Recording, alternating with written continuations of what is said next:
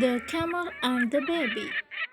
One day, a camel and her baby were chatting. The baby asked, Mother, why do we have humps? the mother replied, Our humps are for storing water so that we can survive in the desert. Oh, said the child. and why do we have rounded feet, Mother? Because they are meant to help us walk comfortable in the desert. These legs help us move around in the sand. All right, but why are our eyelashes so long? To protect our eyes from the desert, dust, and sand.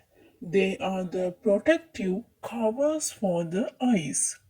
Replied the mother camel.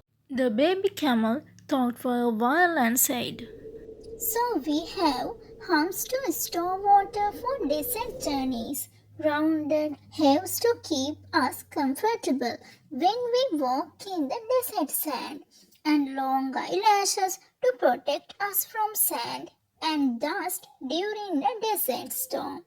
Then what are we doing in a zoo?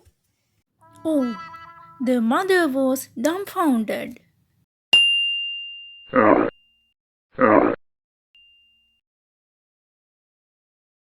Kids is cool with Nadi.